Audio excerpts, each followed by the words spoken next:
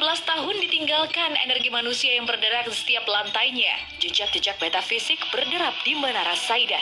Titik-titik mistis merentang, mencipta labirin yang sulit ditelisik bagi nalar, hingga gegerkan lini masa media sosial. Dan inilah misteri Menara Saidah, atau kala itu masih bernama Mustika Ratu Aji, yang pernah menjadi ikon bangunan mewah dan megah di bilangan Jakarta Selatan pada dekade 90-an. Dulu zaman Mustika Ratu Aji cakep sekali. Gedung ini paling mewah di Jakarta Selatan. Gedung termewah di Jakarta Selatan.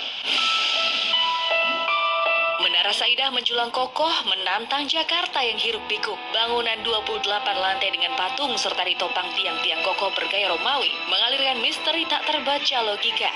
Aura metafisik Menara Saidah membumbu menembus cakrawala Jakarta dengan berjejal cerita. Kisah-kisah di luar nalar bergulir kencang, menghiasi lini masa media sosial serta mengulik rasa penasaran publik. Cerita tak biasa yang menghebohkan menguak pasca gedung mewah itu ditinggal penghuninya pada 2007.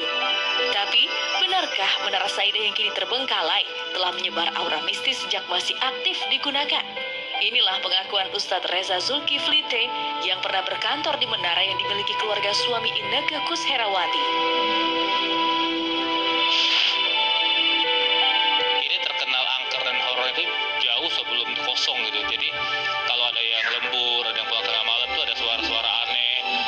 Dan itu juga ada beberapa CCTV menangkap ada kursi lalu lalang sendiri, ada tiba-tiba komputer jatuh sendiri. Misteri menara yang dulunya dikenal dengan Gedung Grasindo kemudian berganti nama menjadi Menara Saidah karena beralih tangan ke Saidah Abu Bakar Ibrahim sejak 2001, makin menebar teka-teki yang mengundang penasaran. Sejak senyap dari aktivitas manusia di tengah riuhnya Jalan Gatot Subroto, cerita Menara Saidah diambil alih para makhluk astral.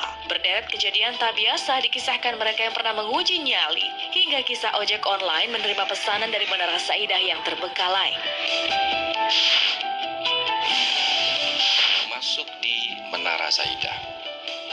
Walaupun tidak tuntas, tidak sampai ke lantai atas, di saat Mbak di halaman depan, itu melihat patung Eropa dan auranya langsung terlihat mistis. Bahwa patung ini adalah salah satu daya tarik dari makhluk-makhluk halus untuk datang. Setelah Mbak masuk ke lantai awal, lantai bawah, Mbak disambut dengan banyaknya koloni makhluk halus, bentuknya itu wanita. Mereka berkumpul, yang tua-tua itu menempati area patung. Kalau Mbak lihat, berisik banget sih sebenarnya, kedengaran banget langkah kakinya, jeritanya. 2018, nah kami udah mulai berasa itu Pak, udah mulai diganggu. Pemahnya ada tukang gojek tuh datang nanya, gimana?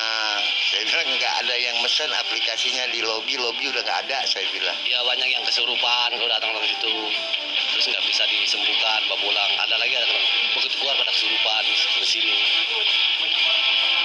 Banyak masuk ke dalam, yang pada nyolong-nyolong juga. Sebenarnya nggak dapat izin karena pada nyolong-nyolong masuk ke dalam.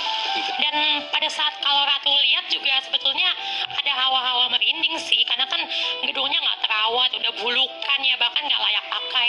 Terus ada cerita katanya tukang ojol pesenan ke Menara Saidah itu kayak seram di Mekah, bahkan masih serem banget gitu loh. Di balik titik-titik mistis yang bergentayangan di setiap lantainya, Menara Saidah yang awalnya hanya 15 lantai direnovasi besar-besaran menjadi 28 lantai pada 1998, serta menjadi satu-satunya gedung tertinggi di Jakarta kala itu. Tapi kejayaan itu berganti rangkaian cerita di luar nalar yang mengulik rasa penasaran publik. Wajah menara yang indah dan menawan hancur berantakan ketika semua penghuninya angkat kaki karena Menara Saidah mengalami kemiringan. Tapi benarkah Menara Saidah dikosongkan karena faktor kemiringan bangunan? Mungkinkah menara yang dibangun penolak bala? Benar dulu, kepala sapi dipendam. Iya, saya ngelihat sendiri. Permintaannya gitu. Saat pembangunan ada korban? Lagi saat pembangunan bikin pondasi itu ada banyak.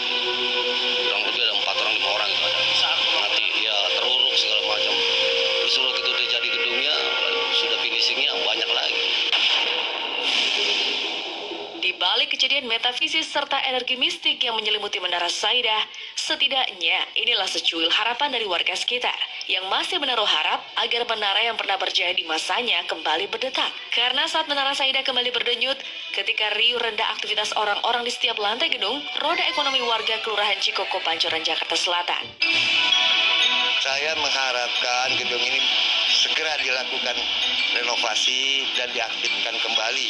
Memang sih di sini dari yang punya gedung dan satpam-satpamnya bilang mau dibangun lagi karena IMB-nya belum turun.